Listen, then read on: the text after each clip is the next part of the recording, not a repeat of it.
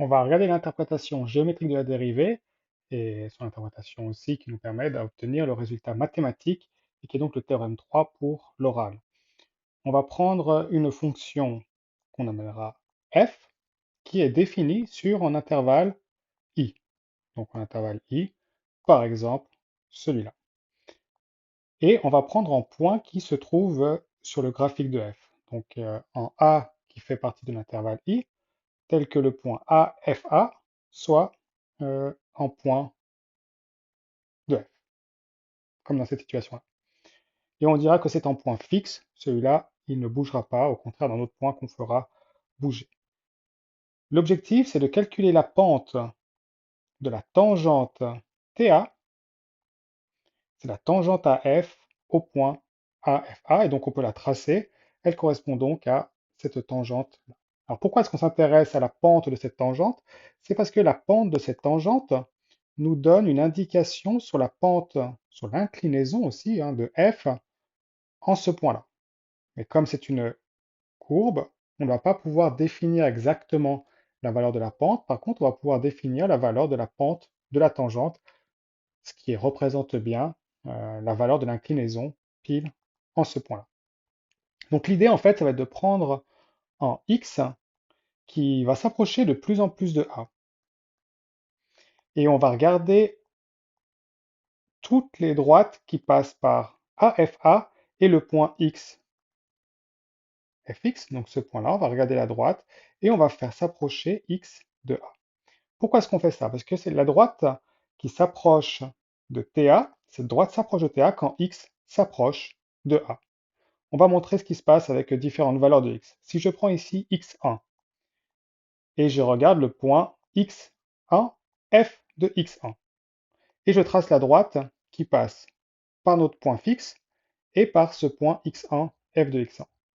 C'est une droite qui est assez éloignée de TA, elles n'ont pas les mêmes pentes, mais on peut regarder que si maintenant je prends un point plus proche, x2, f de x2, et que je trace maintenant la droite passant par le point fixe et x2, f de x2, on obtient une droite qui est beaucoup plus proche maintenant de TA.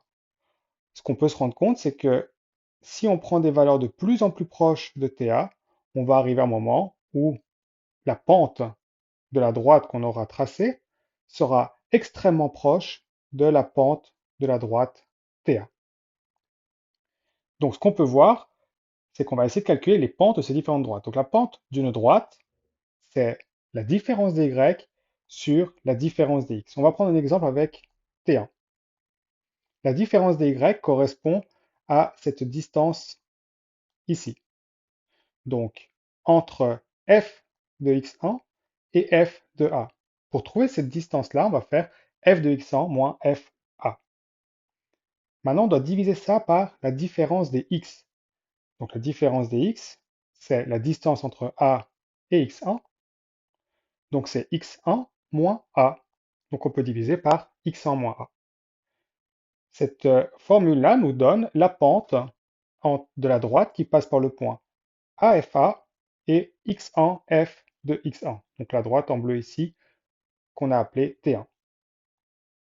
Donc ce qu'on peut dire, c'est que la pente de TA va être égale, en fait, elle va être définie par la limite quand x tend vers a. Le but, c'est de rapprocher le plus possible x de a de ce calcul-là, qui est donc f de x moins f de a, comme on l'a fait ici, sur x moins a. Si x est infiniment proche de a, alors la pente de la droite ici sera la même que la pente de la droite TA. Bien sûr, si elle existe. On verra des cas où cette limite n'existe pas. Entre autres, parce qu'une limite pour qu'elle existe, il faut que ce soit la même à gauche et à droite. On va pouvoir donc arriver à la définition. La définition, c'est soit une fonction f définie sur un intervalle i et a en point de cet intervalle.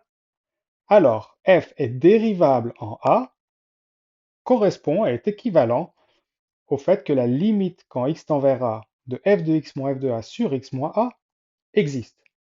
Et bien sûr qu'elle soit en nombre réel. On ne veut pas que ce soit plus ou moins l'infini. Si lorsque je fais s'approcher x de a le calcul de toutes les pentes des droites qui s'approcheraient de TA tend vers un nombre, alors ce nombre sera la dérivée de f en a. Si elle existe, donc on notera f' de a est égal à ce nombre-là, ici j'aurais trouvé un nombre, et ça s'appellera la dérivée de f en a. On va prendre deux exemples. Le premier exemple, c'est prendre une fonction euh, de degré 2, x au carré moins x plus 100, et on va essayer de calculer f' de 2. On va utiliser la définition. La définition nous dit que ça correspond à la limite de x qui tend vers 2 de f de x moins f de 2 sur x moins 2. Donc, le a ici, dans ce cas-là, vaut 2, donc je remplace tous les a par 2. Ici, on aurait pu aussi mettre un point d'interrogation car on n'a pas encore montré que tous les polynômes étaient dérivables. C'est en cas 0 sur 0. Quand x tend vers 2, tout ça, ça tend vers f de 2. Lui, il tend vers 2. Ça fait f de 2 moins f de 2 sur 2 moins 2, c'est 0 sur 0. Donc, on va essayer de trouver une technique pour pouvoir lever l'indétermination. Donc, on remplace f de x par son expression. C'est x au carré moins x plus 1. On remplace f de 2 par sa valeur. C'est 3, divisé par x moins 2. Comme c'est en cas 0 sur 0, on va pouvoir factoriser en haut et en bas et faire lever l'indétermination. Donc le haut, on reconnaît la quatrième entité remarquable, c'est x moins 2 fois x plus 100. Le bas, c'est x moins 2. On peut simplifier. Il ne reste que x plus 100. Donc ça donne, quand x tend vers 2, x plus 100 tend vers 3. On en déduit que la dérivée de f en 2 vaut 3. Donc dit autrement, si je trace le graphique de ma fonction f, alors la pente de la tangente au point x égale à 2 sera 3. Deuxième exemple. On prend maintenant la fonction valeur absolue. Alors la valeur absolue, on sait qu'elle fait une forme comme ça. Et si vous avez vu la vidéo d'avant sur l'introduction aux dérivées, on sait que lorsqu'il y a en coude, on n'arrive pas à tracer une tangente et donc on n'arrive pas à déterminer la pente d'une tangente qu'on n'arrive pas à tracer. On va montrer par le calcul qu'effectivement, ce n'est pas possible et qu'on aura un cas où on ne peut pas dériver en 0. Donc, je rappelle, la valeur absolue de x vaut x si x est plus grand que 0 et vaut moins x si x est plus petit que 0.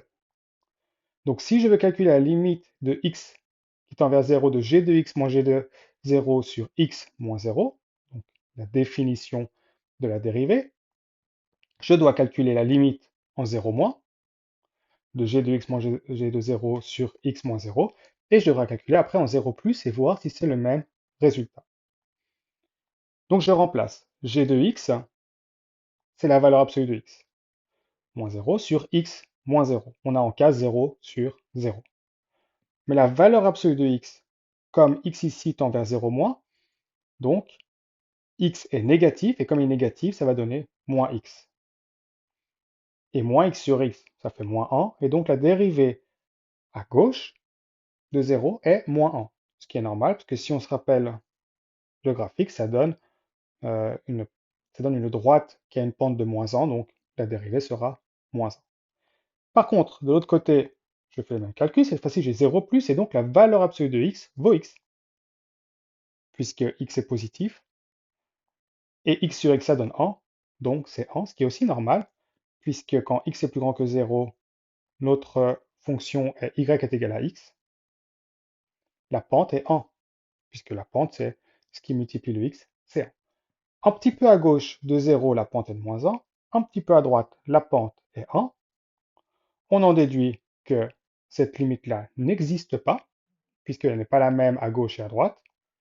Et donc, on en déduit que f est non dérivable en 0, puisqu'on n'est pas arrivé à trouver une limite. Et cela, je rappelle, c'est lorsque il y a un coude qui apparaît sur la fonction, sur le graphique. Au niveau du coude, la fonction ne sera jamais dérivable.